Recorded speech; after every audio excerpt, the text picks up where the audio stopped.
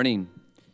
It's great to be with you this morning, and you seem so far away from the stage, so we'll do our best to have more of a conversation this morning as we open up this great conference. So the first thing I really want to do is to thank you for taking time in the busyness of your schedule to be here this morning. I also want to acknowledge and reiterate what Bishop Olmsted said in his opening remarks, is to thank everyone who has been a part of organizing this day and these days together. This is indeed a great blessing. It's a great opportunity for us to talk about the cause for life.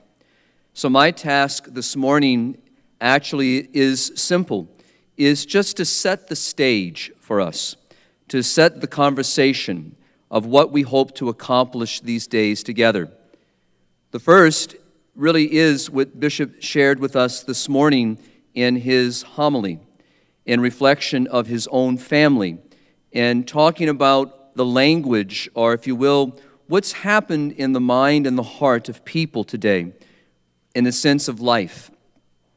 Now, each of us here in this room, when we speak about life, we speak about life from its beginning, from the moment of fertilization, conception, until its natural end, and every stage in between. As Bishop said, we speak about the beauty of the beginning of life, but in charity, we constantly are aware that life is under threat at each of its stages, which means that we here in this room, and all of us who are involved in the cause for life, always need to be mindful of this language. And it is said that he who controls the language of a nation indeed has control of that nation. In other words, they really have the ability to manipulate how people think. And we've seen this in the social media. We've seen this in the rhetoric and the language of the day in the secular culture. And it's a challenge for you and for me to talk about life. And oftentimes, because I've heard it said to me that, oh, you're only worried about the baby in the womb. That is true. I am. But I'm also concerned about life in each of its stages. And of course, if we protect life from its very beginning, and we defend and serve life from its very beginning, then this will have a reverberation throughout the culture, which means that we will then be able to have a defense of life in every one of its stages. So this is what I want to talk about this morning. So the purpose of our gathering in these days is formation, as Bishop Olmsted noted, to form us continually in the teaching of the church, the challenges that we face as church, and also what are some of the goals and objectives that we want to accomplish over the next year that's before us. So this is what these days are about. So let me begin by offering a challenge for you and for me. Most of us who have been involved in the cause for life and family for many decades, we think that we have it all together. We think that we know all the points, we have all the talking points down, we have the language down, we have the teaching of the church all in our mind and heart. And maybe that might be true. We have all of this within our ability. But I hope that today that we all come with an open heart and mind to hear different ways of looking at these issues so that we receive what is being offered to us as a gift, and then to contemplate what is offered to us and to take it back with us into our various apostolic works, to bring that knowledge with us. So I ask us to be open, because some of the things that we might hear might challenge some of our own presuppositions. There are some things that might be said that might challenge, our own convictions, or it might even prick our own conscience. Working with priests, as HLI does around the world, and we all know that our brothers, my brothers, are on the front line.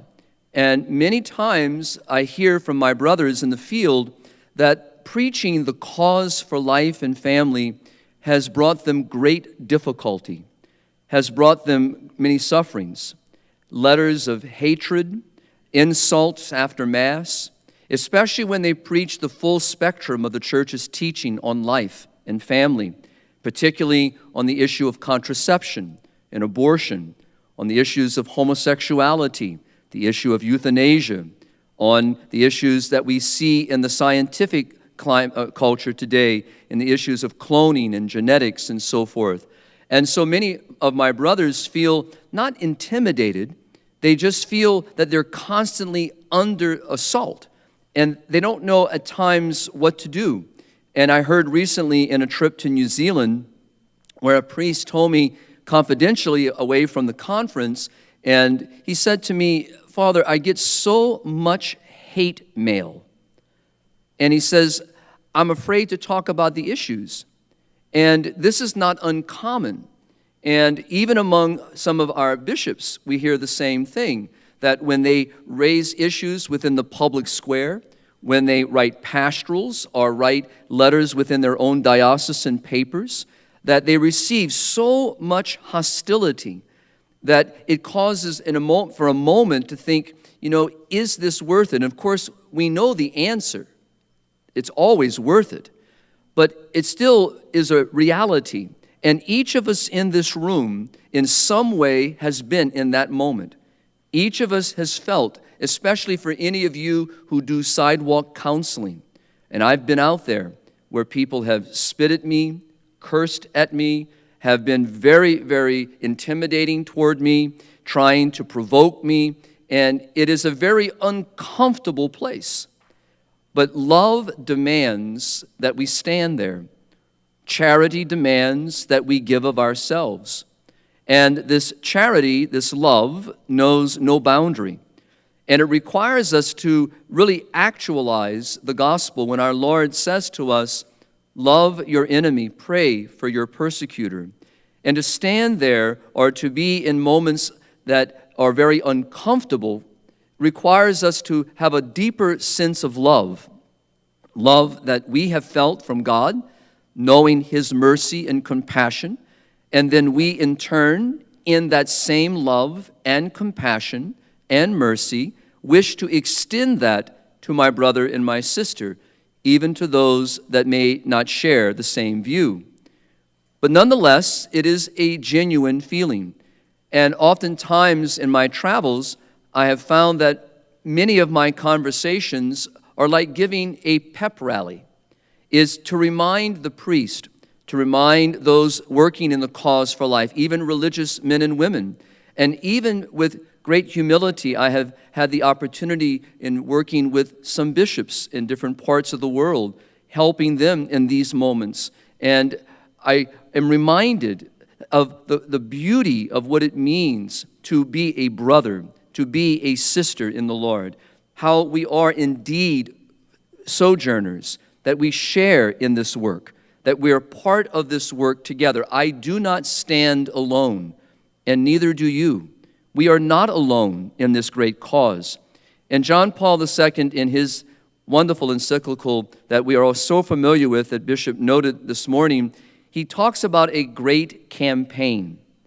And this is what I hope that we will accomplish in our days together, that we will see how we are part of a great campaign for life, a great campaign that wishes to stir the hearts and minds of people, a great campaign that wants to help people to reclaim what has been lost, a great campaign that recognizes that we in this room and all of us who are engaged in this cause for life and family are involved in talking about life from the moment of its beginning until its natural end. So yes, in this room, we are concerned about many of the things that we see in our culture, but predominantly, we are here because we want to change the hearts and minds of people to value life, to love life, to cherish life. Or in the words of John Paul in Evangelium Vitae in paragraph 5, he says that we have to reteach people how to love, how to respect, how to defend, in how to serve life. Now, in my responsibility as president for HLI, I travel quite a bit.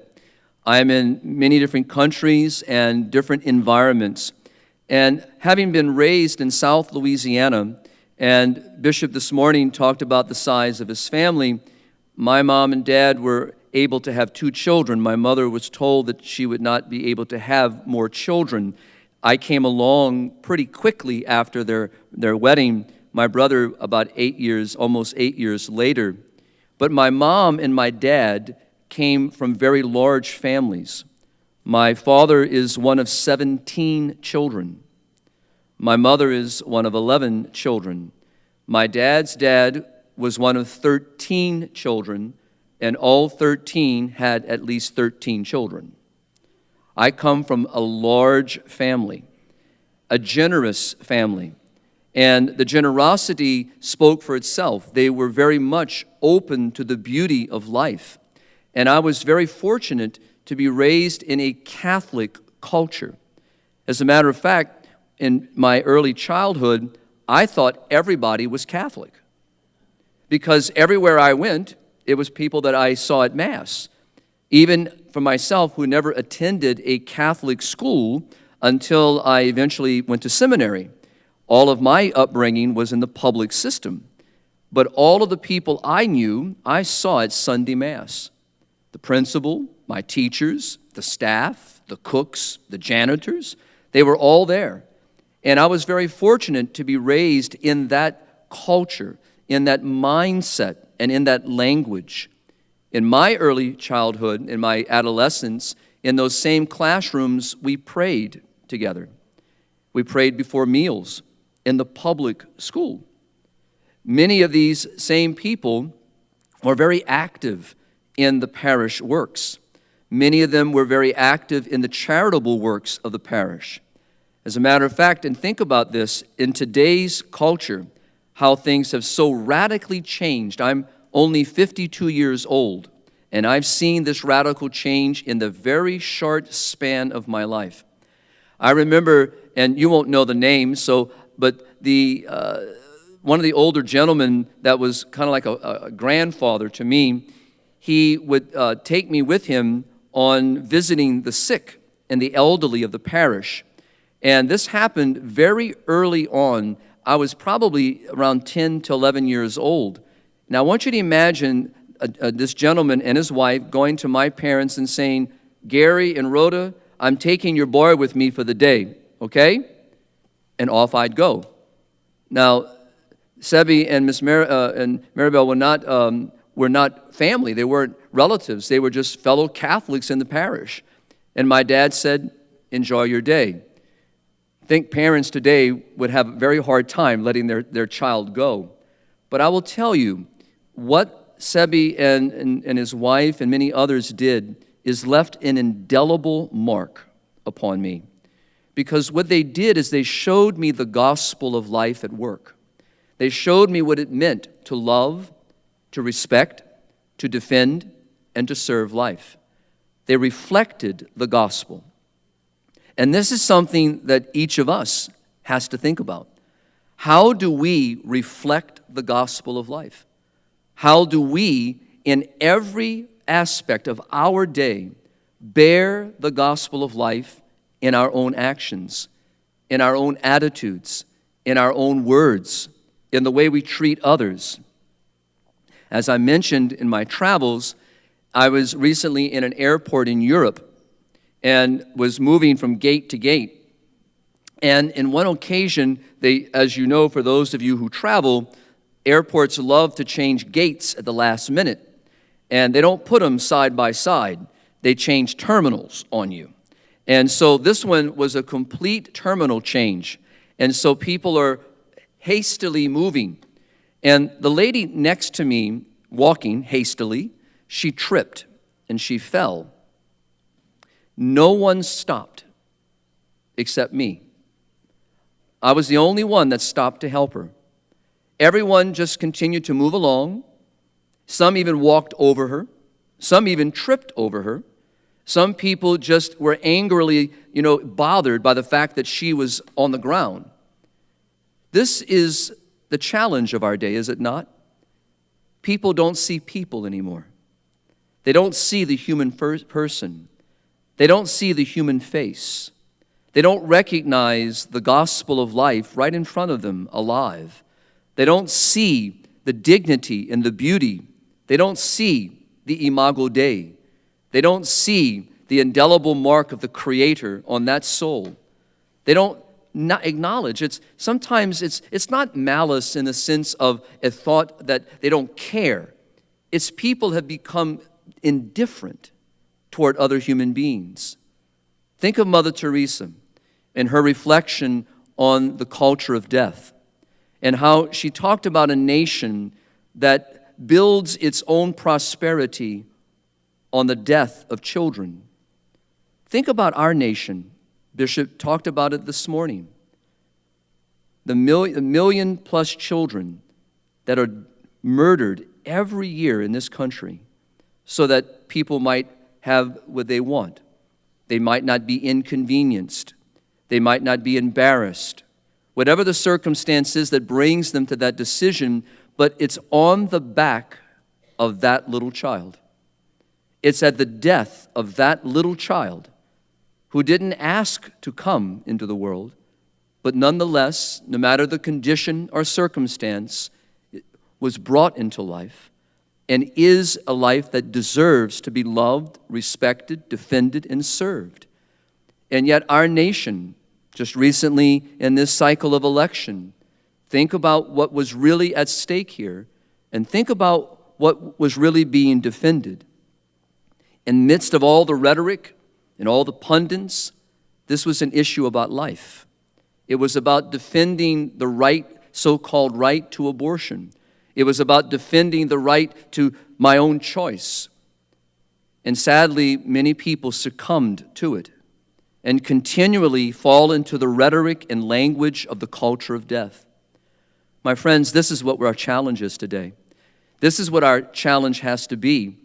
And if you look at the numbers and you look at the percentages of this recent election, look at the percentage of young people who voted for those in support of the culture of death. It's unbelievable, the number of millennials who supported that agenda. Look at those, again, who, even within the Catholic fold, the percentage of those who voted for those who support the culture of death. Within the evangelical Protestant communities, the numbers are equally as high. So I think there is a problem here.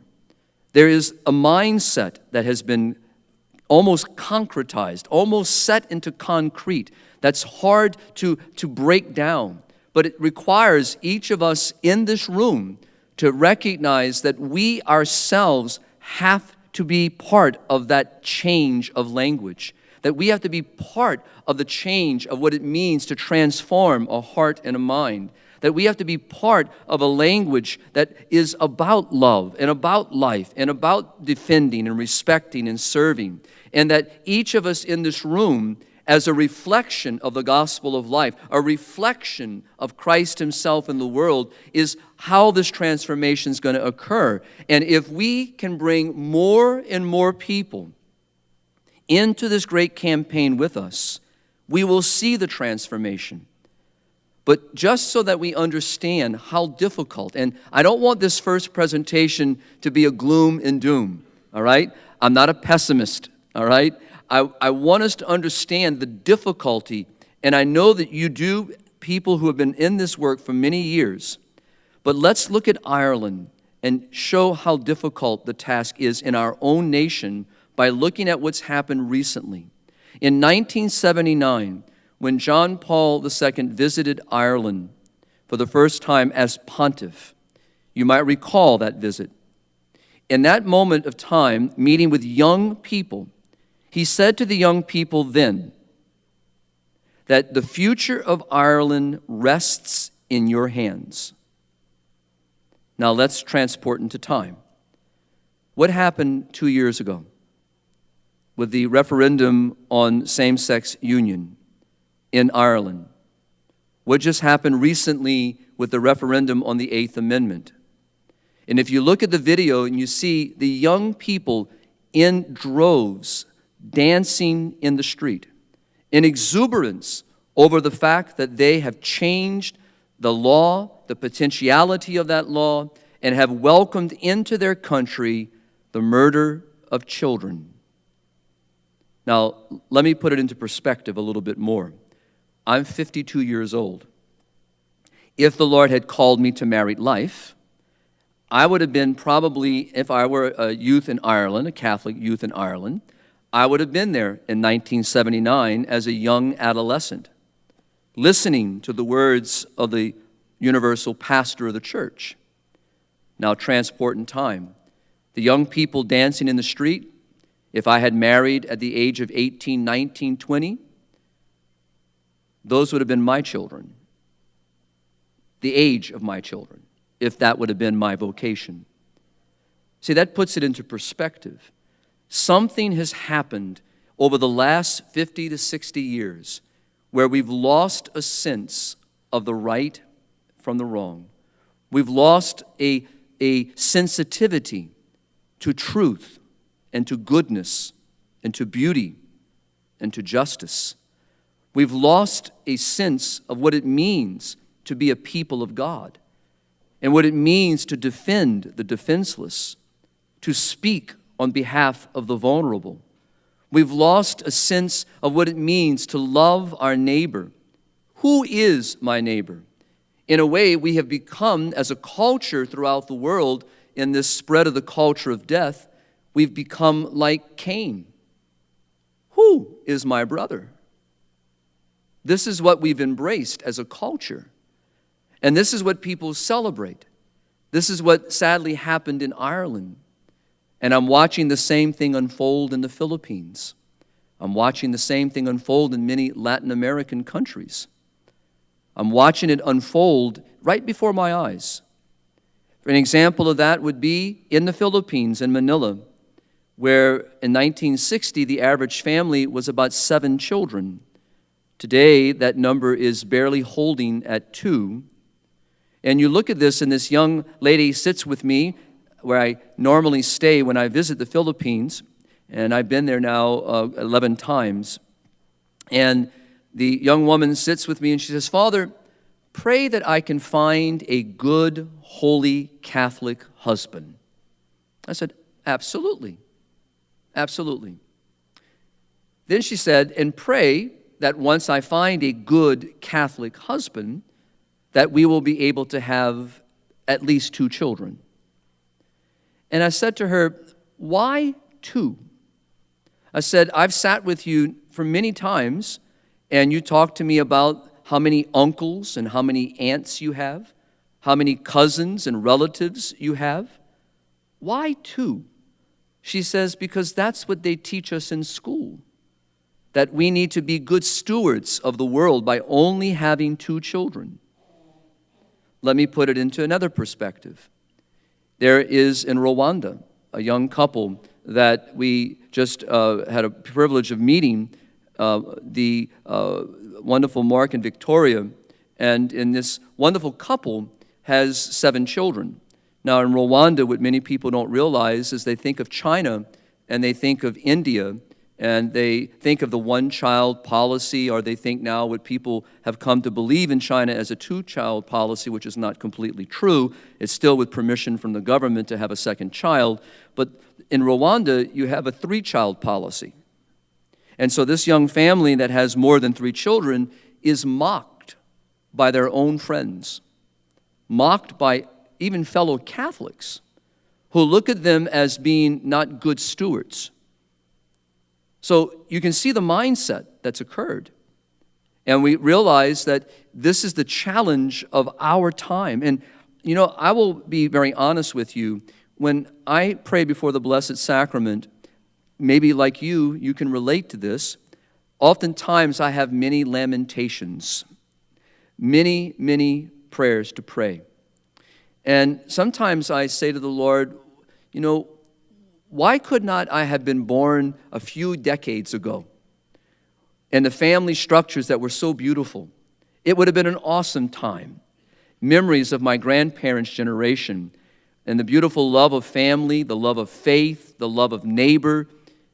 And inevitably, every time I kind of walk in that downtrodden spirit after seeing something that's caused me great difficulty, the Lord always reminds me, this is the time for you.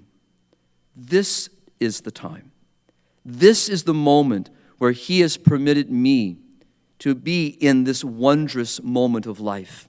And now it's up to me in this moment to contribute everything I possibly can, to contribute every ounce of energy I can muster up, to give all that I can give to promote the cause of life, to promote the beauty and wonder of life, to help others to see that life. And I say that not to make myself look good, but so that each of us understands that, like myself, I know you feel the same way.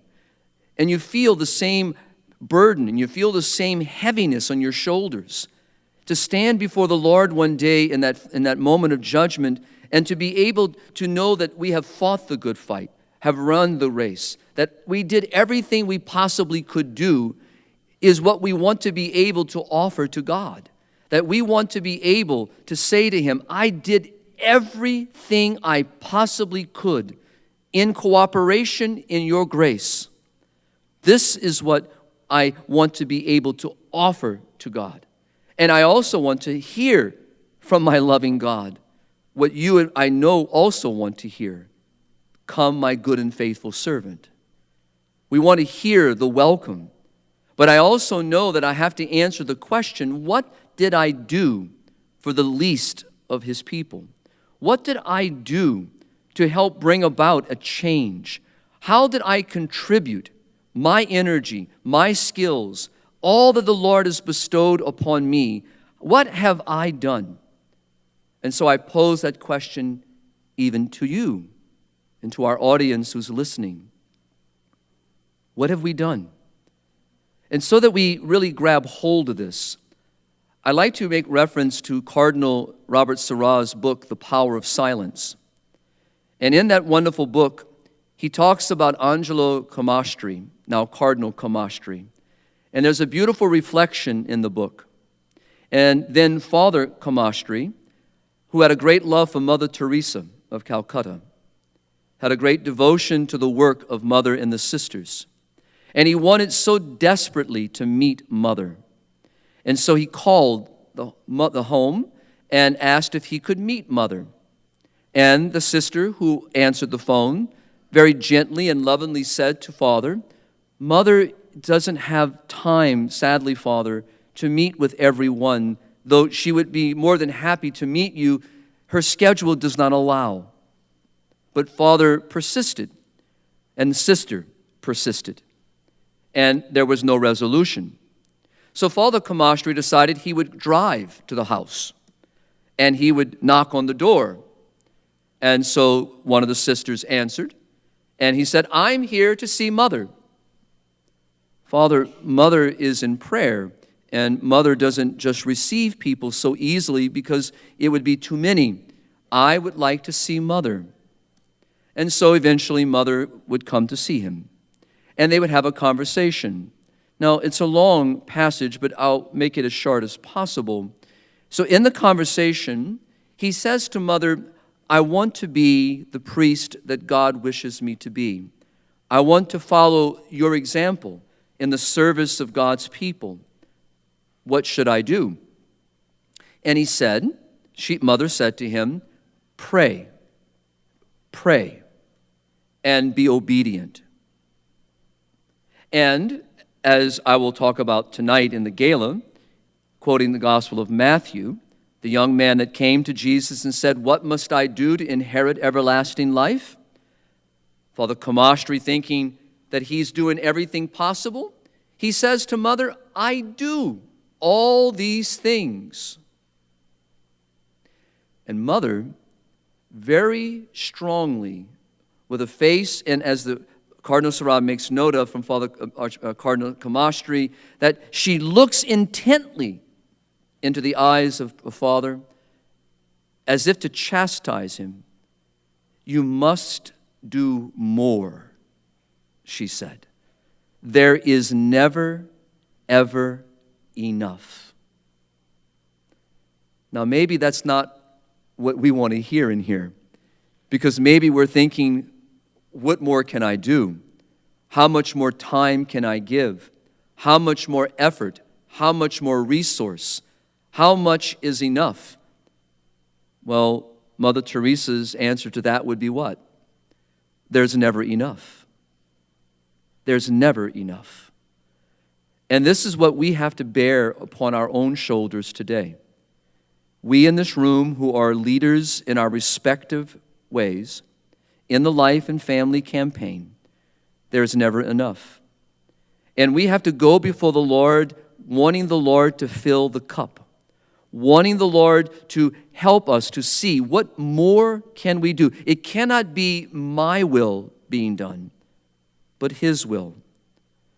Now, friends, the reason why I begin with all of this is so that we look at this great campaign in all of its complexity, to realize that today in the Life and Family cause, not only are we dealing with a mindset that is opposed to life itself, a culture of death that has set its will against the will of God, that assaults human life at its most vulnerable stage.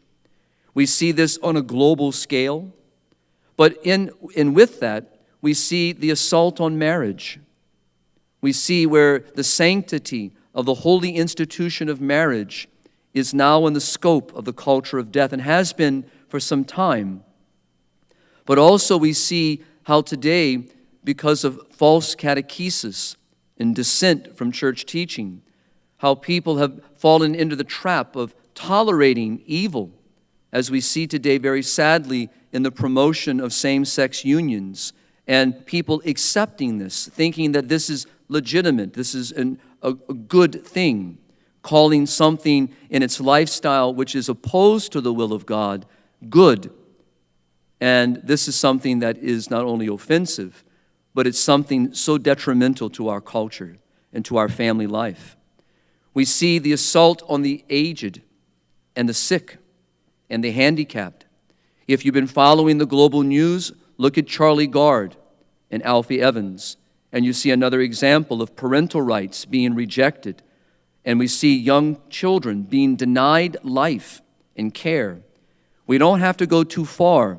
Just go above our borders into Canada, and you will see this culture of death growing, vibrantly being supported financially by very wealthy people. We see foundations that at one time were good and noble and doing noble work, but today the great majority of foundations are supporting population control. They're supporting the very agenda that we in this room fight against. And these foundations, which at one time were so noble, have lost their nobility. And it's sad because people have lost their way. Think of on the TV. You cannot turn on a TV today without seeing all of this propaganda placed in our charge. I recently saw an advertisement for Humana, for the insurance and AARP and a few other new Medicare programs, and very, very clandestinely they showed a mixture of quote-unquote different families. See, we are being so propagandized, and because people have been so ill-formed, the language of the culture of death is taking deep root. And they look at someone like me, and they look at someone like you as ridiculous. They think that we are absolutely absurd. Think about when the bishops of our country make statements about life, family, and the issues of that we call the culture of life. How many times do we see the media mock them, make fun of them, ignore them, belittle them, and even use, very sadly, the scandals that we've seen recently? They use these things against them, trying to push the truth away and attack the persons themselves. We see all of this in front of us. So what are we going to do about it? Now, not for you to answer me, but why are you here? What's the purpose of you coming? What is it that stirred in your heart that said, I'm going to take a day off or two? I'm going to travel great distances to be here. Some of you have come from different countries. Some have come from different parts of our own country. Why are we here? Is it because we all want to be with Carmen and share a cup of coffee and have a nice espresso? Maybe. Are we here because we just want to take time off? I hope not. I hope that we are here because we want to do more. As priest, my brothers who are here, I thank you for being here. And for myself as a priest of 25 years, and some of you much longer than myself, I know for me that preaching the cause for life and family has not come without scars. But nonetheless, we as priests must stand in our pulpits and teach. Sadly, so many of our brothers, with great respect, don't teach. These issues are never discussed. How many of our life and family offices in our various dioceses, when you look at the various works that they do, noble as they are, but yet when you look to see where are the life and family issues really spoken about? How is it brought into all of the catechetical programs? How does it get into all of the various issues in the diocese as a whole? Has the local bishop written pastorals? How have the local priest catechized? How have the catechists, the lay catechists, what are we doing to work with couples? What are we doing to promote purity and chastity among our youth? In other words, there's so much more. There's so much more. There is never enough. And that is what I hope today and these days together that we will be challenged by.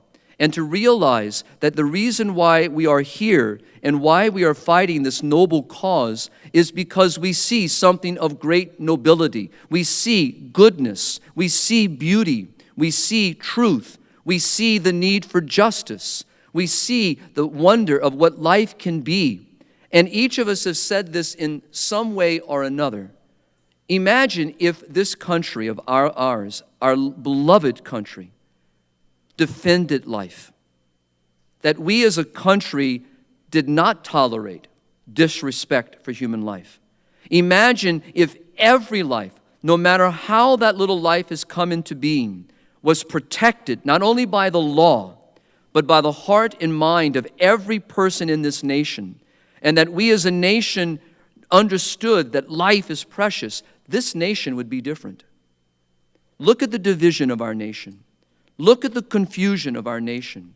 Look at the violence. We just saw an event in California just yesterday. This is growing. In Japan, the numbers of suicides are up. 245 little boys and girls took their life this year. I'm not talking adults. These are children. And Japan has one of the worst fertility rates in the world. It's a country dying. Is that what we want for our nation? No. That's not what we want for any nation. But we here, who are from this nation mostly, the majority of us, we have to think bigger. We have to think wider. We have to stretch our wings.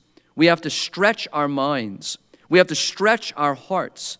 And we have to look beyond what is in front of us. We have to look beyond the work that we are doing now and see how can that work grow? How can that work prosper? And I'm going to close with this. Some of you here might be familiar with the beautiful Centers for the Help of Women in Latin America, the CAMS. And HLI has been a part of that from the very beginning. And Jorge and Magdalena Serrano and many of their team have been diligently working for decades now. But I will close with this story of Jorge that has always touched me, and I've heard this story in different ways from different parts of the world in different people's lives. It's just similar. Jorge was very faithful to the cause for life and family. And as I understand from Jorge story himself telling me that he was in a debate with a radical feminist who was promoting abortion, contraception, and all the things we identify as the culture of death. And in the midst of the debate, she turned to Jorge and said, "What are you doing to help women?" Now, the debate continued, but Jorge went home, and with his wife, he asked the question, "What are we doing?" And I think that's the question we have to ask ourselves too. What are we doing? And I'll start with me. Being president of Human Life International is not enough. That's the easy part. That's not enough. I have to ask myself, what am I doing? How much more do I need to contribute? What else can I be doing? How can I help others? All this needs to be asked of me as well. And it would be easy for me to say, well, look, I'm president of a large pro-life international organization. My goodness, what else can I be doing? I travel 20 countries a year. I do over 200 and something thousand miles in travel. I'm in various places. I speak to the media. I speak and write. What more can I be doing? And what would Mother Teresa of Calcutta say to me? There is more. But so that we put it all in perspective, I bring you back to the words of Cardinal Sarah in his reflection of Martha and Mary, to make sure that me and you realize that this work doesn't begin with us. His Eminence said, we must be Mary before we can ever be Martha. Let me say that again. We must be Mary first before we can ever be Martha. We have to sit at the feet of the Master. And this is what I believe Mother Teresa truly offers us in her life and witness. Hours of prayer, contemplation, and reflection at the feet of Jesus. And as she told then Father Comastri, do you think that me and my sisters could do all these things without Jesus? No, it would not be possible. We must be Mary first. So I thank you for your patience. Thank you for listening. I look forward to being with you these days. I look forward to continuing our conversation. And I hope and pray that you will be able to join not only us these days, but also hopefully tonight for the great gala that the diocese has organized for the promotion of life. So again, I look forward to being with you. May the Lord bless us. May He prosper our days together. And may He bless you specifically in everything you are doing to love, to respect, to defend, and to serve human life. God bless, family.